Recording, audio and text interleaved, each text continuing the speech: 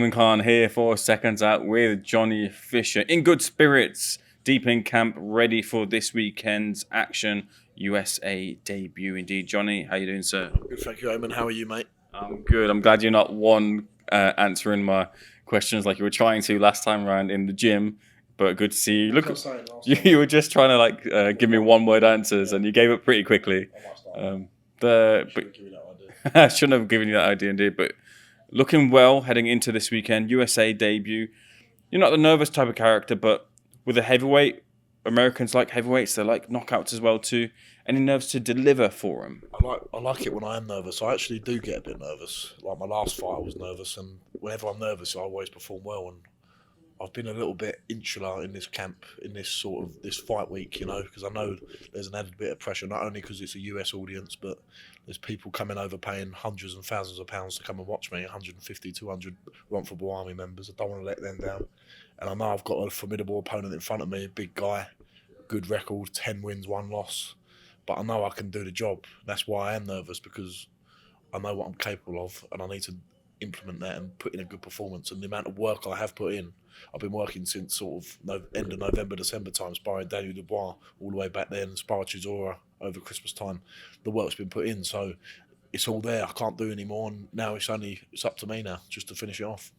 Were you expecting to tick off an away day of this calibre so soon in your career? We spoke about it about a year, 2 years ago, I think. There's always been ideas of going to Vegas. We've all spoke about it, but never really any solid plans. And then when it did happen, it was it still feels surreal now. I don't think about it. I don't think about, this is a fight week in Vegas.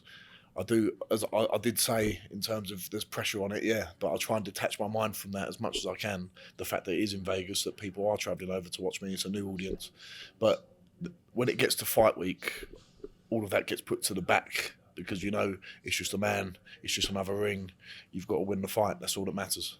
Have you pushed the Chinese takeaway for now to the back? Yeah, I can't remember the last time someone asked me this the other day. Last time I had a Chinese, I think was definitely before Christmas time. So there's been no Chinese. The closest thing I've had is a healthy noodle bar that we went to during camp. Shang Artisan Noodles, fantastic place. Been staying at the Plaza Hotel downtown. Just give them a shout out. Big shout out to Jonathan Jossel, the Plaza Las Vegas. If you don't know what the Plaza Las Vegas is, it's the famous hotel where they filmed Casino, the film with Robert De Niro and Joe Pesci.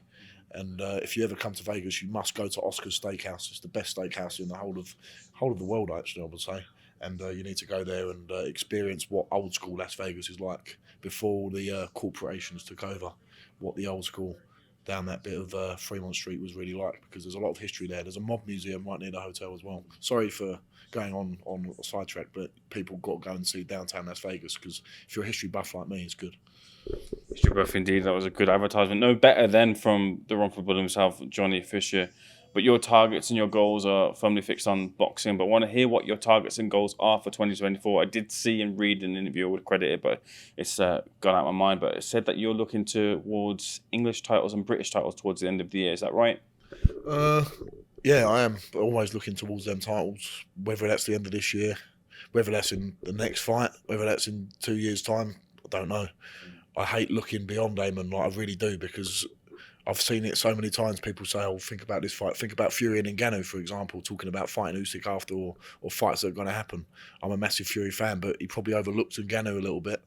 And then people were saying he's come unstuck, and a lot of people thought he lost. I didn't. I thought he won by a round or two, but it's not good to overlook what's in front of you, and what's in front of me is a massive, massive test, and I'll get through that, then the landscape changes again, and you see what's the next fight, and then what's the next fight after that, and what's the next one after that. So that's how I always operate, and I always will. In terms of that fight in front of you this weekend, Dymtro Bezus stands in the opposite corner from you, from what you want to get towards there. Are you someone who studies tape on your opponents? Have you watched him specifically, or are you just going to be doing your own thing in the ring? I always watch a little bit. I don't get too bogged down. I've seen other coaches, they do a lot of film study, and it is good. I think it is good, but there's also the other side of it where you can't stray away too much from what you know. You need to watch your opponent, you need to know what they're like, and when I get in that ring, I speak to my dad about this as well, and it's like, you just say, that guy opposite you in that ring is trying to take everything away from you, your livelihood. He wants what you've got.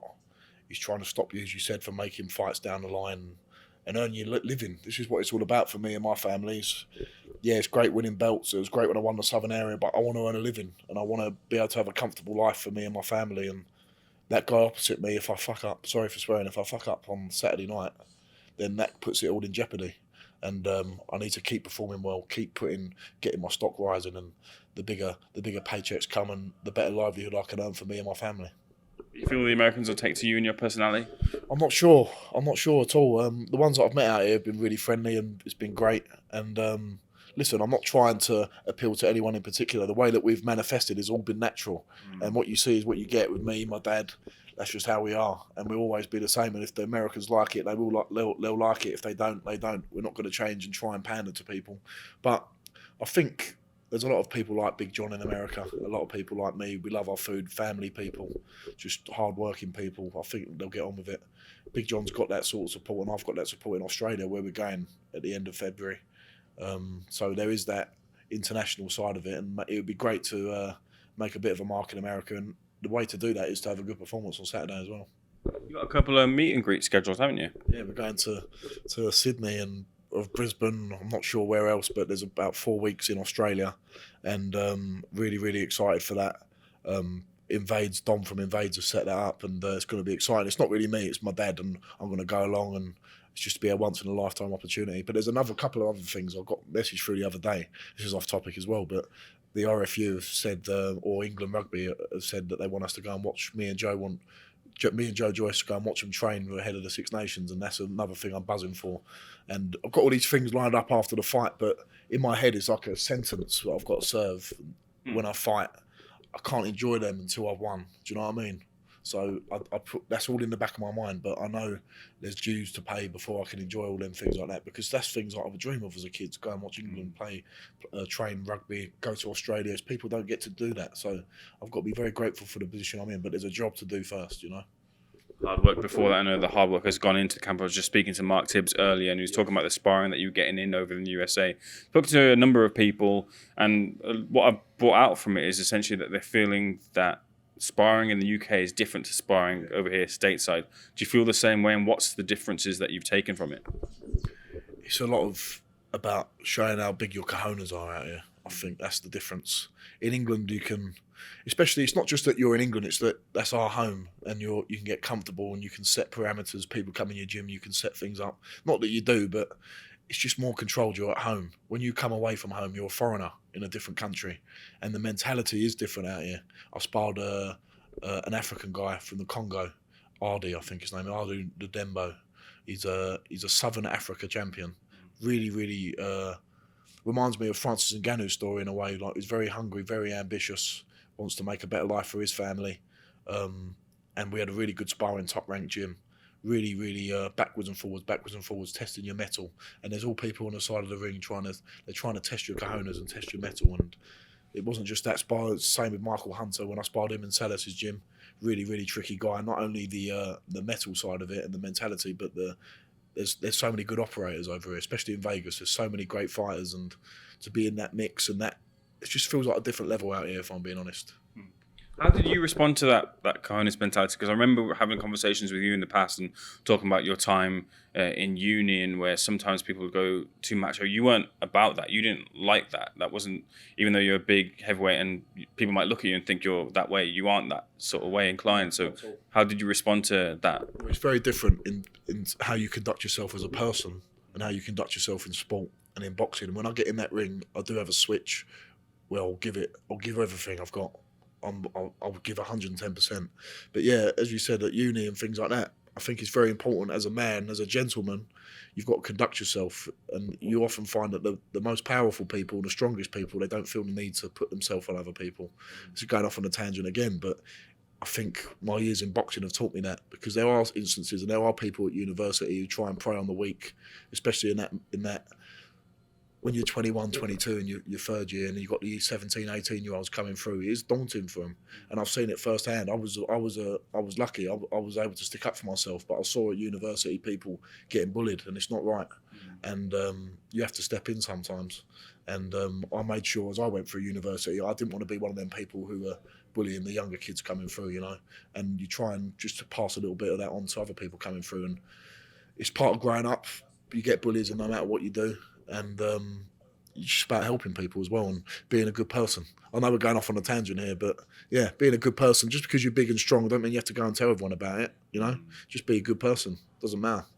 I appreciate those words, and that's not off on a tangent. That's very much well said. And speaking of things that are well said, I want to get to know as well too. I know Ismail Salas has got a lot of experience, a lot of knowledge as well too. How do you feel you were able to pick up a few things from him during your time at the gym with him? It's been great with Salas. I've been there a few times now because of Joe Joyce's camps when he's been over there for Joe Parker at the beginning of the Zhang camp, Zhang 1. I've been over there before that as well, before I was a professional. And it's a different style. The Cuban style was about throwing everything correctly, a lot longer, sit down a little bit more on your shots. It's good because it teaches me correct punch technique, which will always give you more power and give you more precision. But it's about, and Salas said this as well, it's not about making you a Cuban style fighter, but if you can implement that into your game, which is more, not a brawler, but you're aggressive, you've got your own style. It's just about taking them and making your style a little bit better, making it a little bit more correct and fluent, and it really does gel. And then Mark came in a couple of weeks before the fight, and just gelled all nicely together. You could really see how the benefit of going over there and just freshened it up a little bit after Christmas. You know, you get into the buzz of going to Vegas. You go into a new gym. You got to try new things. You work hard. It's 2,000 meters above sea level here as well. So at home, I think it's about 7 or 8 meters. I'll don't quote me on that, but it's nowhere near as high. And all them little things add up, and they really put you in the zone. And that's a little bit of intensity you need when you're going to go and fight somewhere else in a different country. Do you feel that heavyweights, and including yourself here in this, don't get the appreciation for the technique because people are looking to, knock out the opponent? And sometimes it can look a little bit rough around the edges with it. But with you looking to improve your technique, like you're saying with Salas, and really throw properly and correctly, do you feel that you're not getting that appreciation to your game so far in your career? I wouldn't say that at all, because I do feel like I have. I've shown little bits, and people have been commenting in the boxing world that I've shown a little bit more. Even the last fight, I showed a little bit of control and a little bit of patience, a little bit more shoulder roll in there, where I knocked him down in the first round, and then I had to dial it back a bit, because if I carried on at that pace, I would have gassed out. So it's not just about the technique; it's about time management, ring management, and we can't moan as heavyweights, right? Because we get a lot more attention than everyone else, and it is slightly different rules and slightly different parameters for us as the heavyweight guys. I think it's Lennox Lewis who said there's boxing and then there's heavyweight boxing, and more people tune in to watch us. We do pull more numbers in, so we can't moan about people moaning at our technique. People are always going to say, "Oh, little guys, if they were big guys, they'd be able to beat us," but they're not, and they never will be, and they'll never be able to have the same pull as us, really, unless they're like the Mayweathers and the Canelos. So we can't moan. And I know in myself, my technique's getting better. I'm becoming more refined, and that's all that matters. I'm not bothered about what other people think, because no matter how well I do, even if I became a world champion, people would be saying I'm rubbish. So that's the way boxing works. All you've got to do is worry about yourself. The Matchroom 5 versus 5 appeal to you? Yeah, it does. It does. It's just like surreal what's going on over there, seeing Frank Warren and Eddie Hearn being best pals. I saw a little meme the other day of the Titanic of Jack and Rose on the front of the thing, and they're both holding hands. It's really funny. But who was who? I think Frank Warren was Rose, the feminine role. Yeah. So I don't know how that would work out, but I think it works. I don't think Eddie would have been happy with being the woman in that situation, but we'll see. But it's really interesting, the 5v5. Listen, as you said, I don't look beyond anything, but there's fights out there, and if the money's right, we are boxers at the end of the day, and it's our livelihood. You can't turn it down. When it first went to Saudi Arabia and I saw the Francis Ngannou Fury fight, I thought it's a bit gimmicky, when I saw it, and then I saw the next show and I thought they're doing something quite good here. Like you've got Dubois, Miller on an undercard. You've got Filip Hrgovic on the undercard. You've got Makhmudov versus Ajit Kabayel, which is a great fight. And all these great fights are being made. And in a way, as boxers, you have got to be a little bit selfish. As much as you'd love to fight in England, I would love to keep fighting in England. I think I will be the next fight after this, not looking too far ahead, but it's going to be a headline one in England in a great venue. But you can't moan at the boxers that are going over there and taking it, because it's their livelihood, and they are doing a great job, the Saudi Arabians over there. Get your thoughts on your pal Joe Joyce. He's in a comeback fight against Cash Ali after the defeat to Zhilei Zhang. Quite the drop down in levels, if we're fair about it with Joyce. But do you feel this is something that he needs to get his confidence back towards getting to the top? It is a drop down in levels, but please don't underestimate how Cash Ali is not bad. I've seen him spar Derek Chisora. I know it's only sparring. I've seen him spar Chisora. I've seen him spar Fury, and he can crack as well. I've sparred him. He can seriously crack, and just because it's a drop down in levels, he's still a fighter, he's still a big man, he's still hungry, and Joe's my friend, my close friend, and he's still got to be switched on for this one, and I think he will be. I spoke to him a couple of times, and he said he's starting his camp, he's getting ready, and I'm excited to see him rebuild. Listen, a good shutout win against Cash Ali or a good stoppage puts him in a great position, domestically at least. And listen, we don't know how far or what else Joe's going to do, but all that matters to me is he wins, stays healthy, earns a bit more money. That's my aim for Joe Joyce if I'm his friend, and he can still mix it at the top guys. Trust me, he's just got to find that winning streak again. Find that winning mentality, and he will. Zhang's a hard night's work for anyone in that division. He gives Joshua trouble, he gives Fury trouble, he gives Usyk trouble, and they all know it. And it's just he's the man who's been brave enough to fight Zhilei Zhang. I want to ask you about Fury Usyk, but I also want to fresh up the questions because I know you would ask about it a lot. There's been talk about Jaya Pattaya leaving the camp, some rumours about sparring stories and such. But just about sparring specifically, I know that you've sparred with Tyson Fury, and I spoke to Jermaine Franklin the other day, and he was brought in for sparring during the Dylan White fight as Tyson was preparing for him. And a lot of people who speak about sparring Fury say that they're very surprised about how good he is on the inside.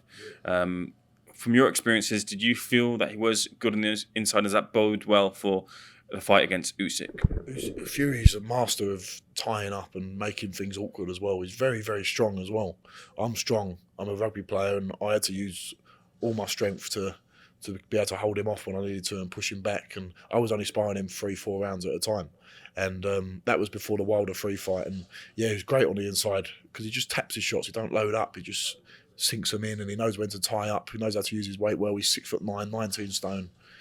He's a great operator, and it's not going to be an easy night's work for either man. But I just think that size and ability of Fury, although he's not coming off of an informed win, we've seen before when he hasn't come off an informed win. Think about when he fought Steve Cunningham. That was a tricky one. He's been in fights where he's not looked good. John McDermott, the first one, he didn't look good. Just because you don't look good then, don't mean you can't turn it on when it matters. And I think Fury's that sort of character. When it matters, he'll turn it on. And I'm hoping he does for Great Britain. I was reading that Usyk said in an interview with the Ring magazine, he said, "I'm not concerned about Fury leaning on me. In fact, I'm going to be leaning on him." Now, me reading that feels like it's counterintuitive to an Usyk win because of the size of Fury. But do you feel maybe the unorthodox, the way Usyk is, and that can be so surprising in the ring, that little bit of change and thinking might be the things that will get him the victory? If he leans on Tyson Fury, if I'm in Tyson Fury's position, I'm just going to let him still lean, and I'm 4 or 5 inches taller, I'm just going to lay on top of that, and that will sap your energy quicker than anything when someone's laying all over you and you've got to push them off. So it might be a bit of bluffing from Usyk there, because as you said, I don't really see how that's going to be intuitive for Usyk, but who knows? The trickiness for Fury is going to be that bobbing and weaving like a busy bee. Usyk's like popping up and back down like he's called him a rabbit, taking the mick out of him, but it's like he's just up and down, trying to chase him around the ring. That's going to be hard. Trying to nail him with a jab, that's going to be tough as well, because he's constantly on the move. So if I was Fury, I'm not an expert by no stretch of the imagination, but I know I'm big, I know I'm strong, I'm probably not as fast and as fluent anymore as I was, and Usyk's known for that. I'm going to have to slow him down, I'm going to make it rough, and I'm going to make it ugly. That's how you beat Usyk. You use the heavyweight size. Look at Derek Chisora's effort against Usyk in the first 4-0 to the 6th round. Made it very, very uncomfortable. And Chisora ain't no Fury. I like Chisora, but he ain't no Fury, and maybe I think it'll just be too much for Usyk in the end, the size and the ability. And moving on to AJ Ngannou now, and freshen up the questions as well too. I was speaking to Mark, getting his thoughts on it as well too. And the thing that surprised me most about the Fury versus Ngannou fight was how wide and how long Ngannou's arms were, that wingspan, and it seemed like Fury had a problem with that. Have you ever had to encounter yourself having a man in the opposite corner having longer arms and longer reach than you? And how did you overcome that? And how do you feel that AJ will have to overcome that himself against Ngannou? it's like the deceiving nature of his wingspan. I think you're trying to say there, because I was immediately when you said wingspan, I thought of Tyson Fury, because it was so awkward to try and get inside him himself. But I think when you're proportionately your arms are longer than your body, that could be awkward as well, because it takes you by surprise. Dillian White's another one with really long arms, so you've got to try and get on the inside as much as you can. You've got to throw shots straight rather than round the sides. And I think the way Joshua boxed Wallin, I know Wallin's not a force to be reckoned with as such as the other guys at the top, but it was a good performance.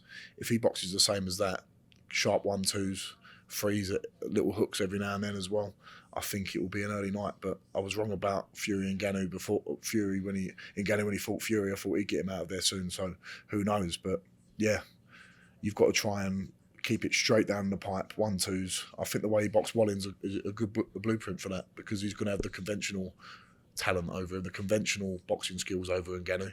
If he gets caught in a game of fighting Ngannou's fight, which make it a little bit more rough, a little bit more awkward, he can wing them hooks in, as we saw against Fury. He'll be in trouble. He's got to keep it long, got to keep him straight. The straight shots get to the target quicker than the long swings.